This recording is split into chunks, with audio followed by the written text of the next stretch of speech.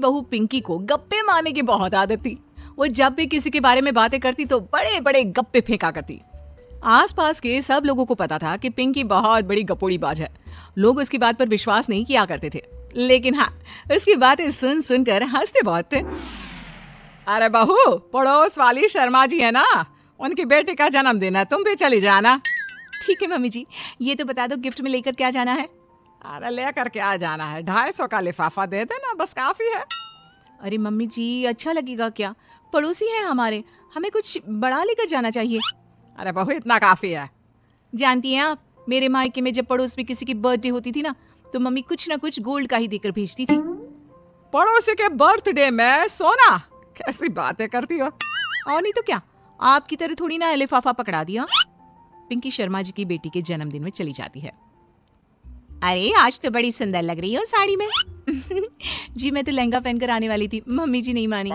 अरे बेटा, birthday party में तो साड़ी चल जाती है, मेरा मतलब कोई शादी थोड़ी ना है। कैसी बात कर रही हैं आप आंटी जी? मेरे मायके में तो छोटे छोटे फंक्शन भी हम लोग लहंगा बनवाते थे बुटीक से, डिजाइन करवा कर। चाहे पड़ोस में किसी का जन्मदिन हो, मेरी मम्मी हमेशा बुटीक से नया लहंगा डिजाइन करवाती थी। मैंने तो ऐसा कहीं नहीं देखा, ये तो तुमने आज बड़े कमाल की बात बताई। अरे जाने दीजिए, कोई बात नहीं। और बताइए, आपकी बेटी नजर नहीं आ रही?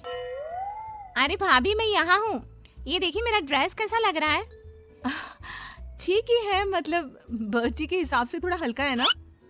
अरे भाभी, इतना सुंदर गाउन पहना है मैंने।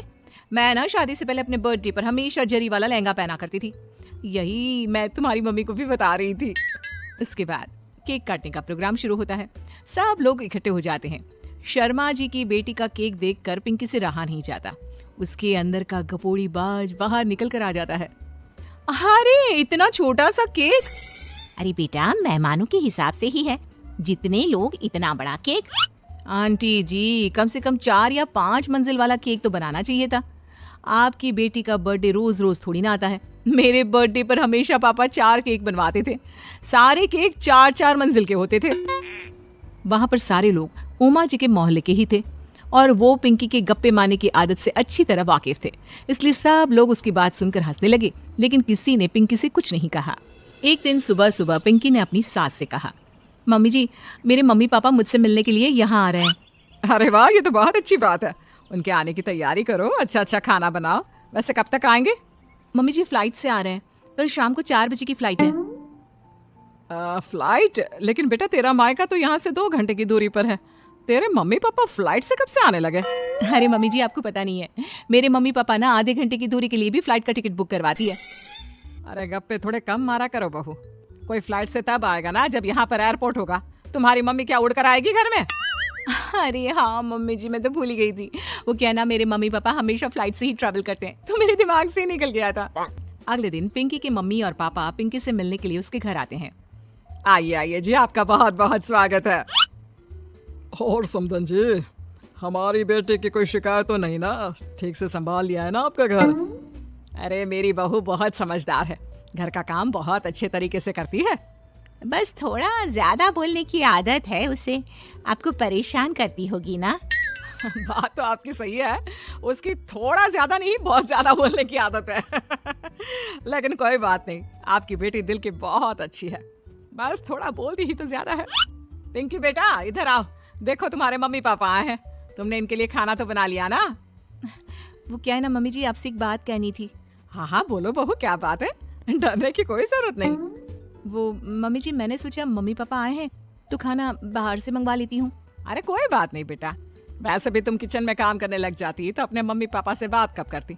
बहुत अच्छा किया, अब तुम अपने मम्मी पापा के साथ बैठकर आराम से बात करो, मैं अंदर जाती हूँ। शाम का वक्त जैसे ही दरवाजे की घंटी बजी, 3-4 लोग हाथों में खाने की बहुत सारे पैकेट लेकर उमा जी के घर पहुंच गए। अरे भाई, कौन है आप लोग? लगता है गलत पते पर आ गए। नहीं माँ जी, हम तो खाने का ऑर्डर डिलीवर करने आए हैं, यहीं से बुकिंग मिली थी। अरे नहीं, आपको कोई गलत फहमी हुई है, हमारे यहाँ तो 2 ही मेहमान आए हैं। आपके हाथ के पैकेट देखकर लगता है इसमें 50 लोगों का खाना है। माँ जी, आपने सही समझा, खाना तो इसमें 50 लोगों का ही है, क्योंकि हमें ऑर्डर यहीं से 50 लोगों का मिला है। अरे लेकिन इतना सारा खाना, कहीं मेरी बहू ने अपनी गप मारने की आदत के चलते ऐसा तो नहीं कर दिया? ये खाना आप रख लीजिए और हमें हमारे पैसे दे दीजिए। अच्छा, वैसे कितने का बिल बना है? ज्यादा नहीं, बस 10,000 दे दीजिए। उन लोगों की बात सुनकर उमा जी पिंकी को आवाज देकर वहाँ बुलाती है। जैसे ही पिंकी वहाँ आती है, खुश होते हुए उन लोगों को वहाँ पर खाना रखने के लिए कहती है।